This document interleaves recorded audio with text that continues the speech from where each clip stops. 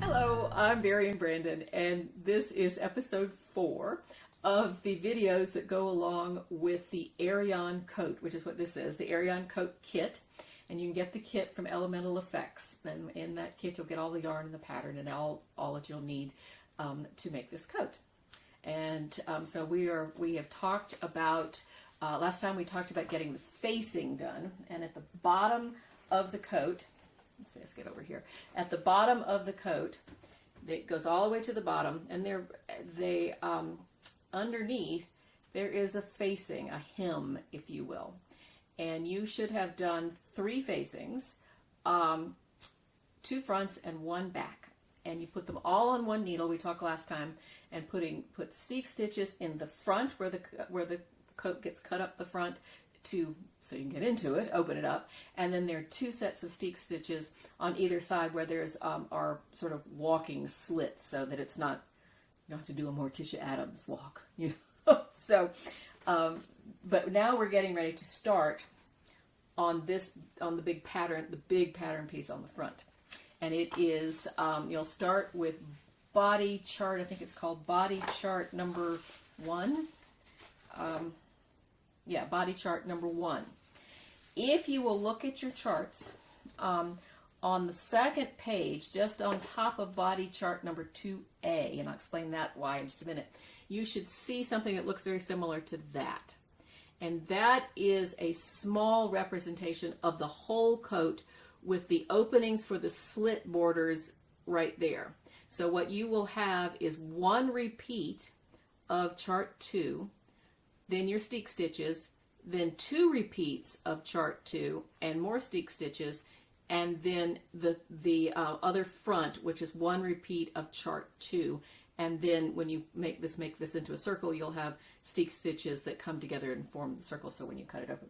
But I wanted to give you that because there's no way I could get that in a readable size on 1 sheet of paper.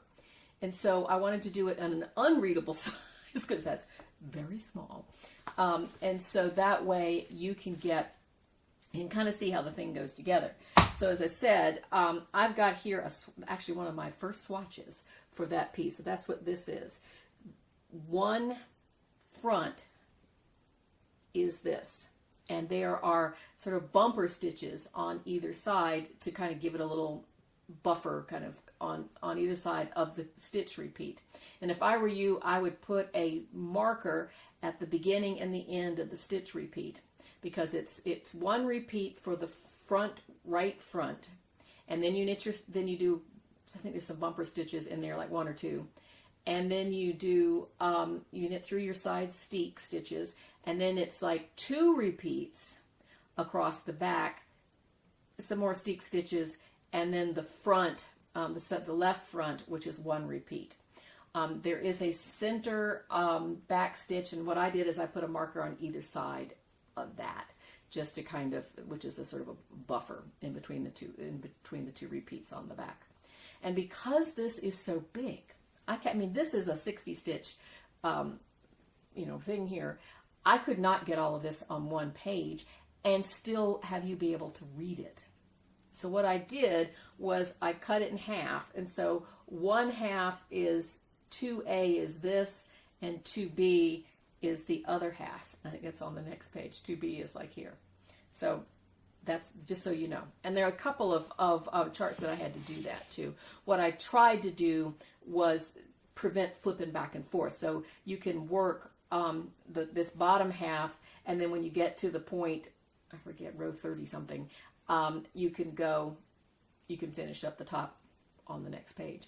Now, just like the charts we talked about last time, these charts, all of this in the background is black. Even though this is an early chart, I don't know whether you can tell or not. I tried to throw some purple in there. It didn't work. It's all black. So the only indication of color I'm giving you is the color for these color changes that happen all the way through here. And those will be up the side of your chart.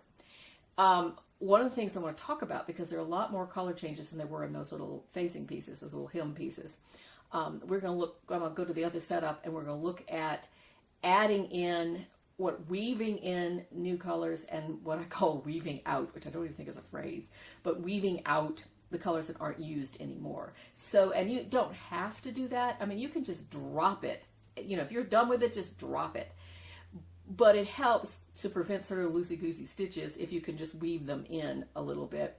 So when you start, and the most convenient thing about having a slit up the front with steek stitches up the front is that that's where you can put your start and stop any of your colors, up that front steek. So you don't have to be weaving in all those ends. They're all in the steeks, and you're going to cut that up and trim it out and cover it up with a border and everything, so you're not weaving in all of those ends. So let's take a look at that right now. We'll go to the other setup. All right, so let's look at what we've got going here. I have here, this is the same little sample that we were working on.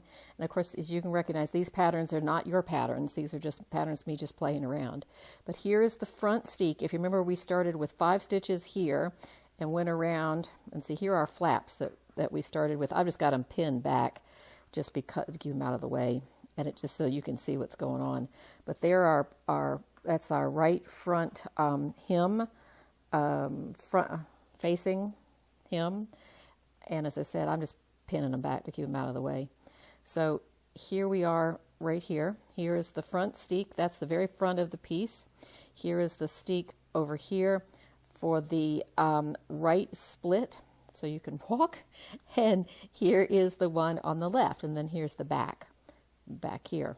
So what we're getting ready to do, to look at these steeks, I said I did do 10 stitches.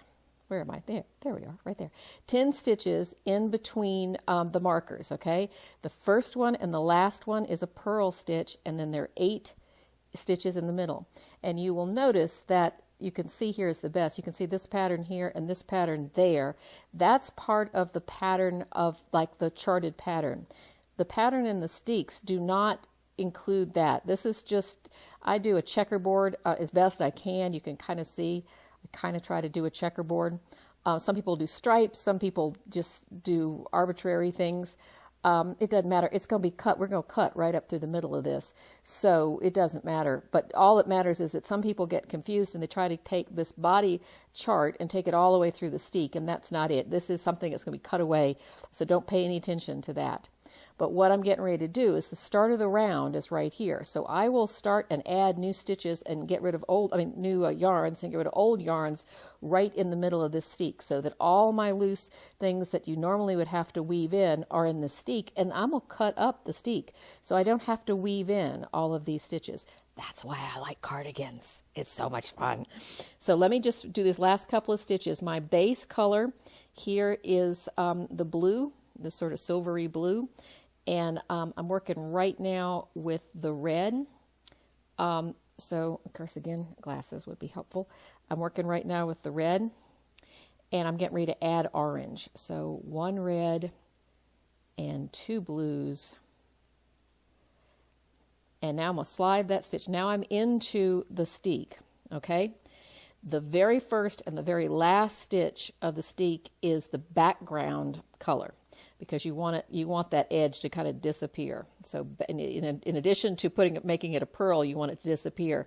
There's your background color. Now, I'm getting rid of this red, getting rid of the red. So what I'm going to do is I'm going to weave in, and what I do is I just bring that forward, go around behind it. See, normally I would knit like this, and so I'd be in front of the red stitch. What I'm going to do is go around behind the red stitch and make my stitch, and that locks it, part of it in. You knit 1 more stitch. It's hard to knit like this. Where am I? There I am. 1 more stitch, and now that red one is locked in back here, and I can do it again. I can do this, go around behind it. You see how I'm going around behind it, catching it, coming forward like that. And now that red stitch, that red yarn, I keep saying stitch, that red yarn is right here, okay? So technically I can cut that. I'm going to drop it for right now because I don't figure out where I did with my scissors. But anyway, you see the red is caught back there. I'm now going to start with the orange. That's my next color. So I put the orange down and hold it, and you can see I'm pinching it. Oops, there we are. I am pinching it against the back. I'm pinching it like this, and I'm not, the red one is now, the red one, you are dead to me. Go away. Okay. And I'm going around. I'm not going this way in front of it. I'm going around behind it and knitting, and then I'm going to knit one more, just normal, plain, and that orange is now attached. And I can do it one more time because I can do it one more time because I've got the space, I've got the stitches to do it like that. And then it's all ready to go. I knit one more blue. I've reached an edge stitch.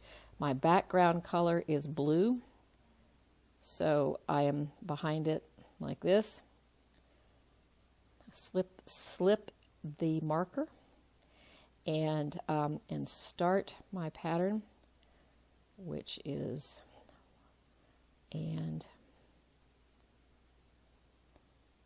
3 and one more. So there you have it. I have now dropped the red, and what I can do is I can come back over here. This red is caught. There are my two markers for my steek. So the red is caught way back here, and I can just cut this right now, and it is caught in all of those things. So it'll be all ready to go. So there you have it. All right, hopefully that was understandable. As I said, you don't have to do that way. You don't have to weave in the stitches and weave them out. You can just drop them and pick them up. That is not necessary, but it makes it a little tidier, if you will. So what you're going to need to do before the next class, because we're going to move on, is finish the entire large motif all the way up to right before you start doing a provisional cast on, and we're going to talk about that in a minute. And we'll talk about that next time, not in a minute, next time.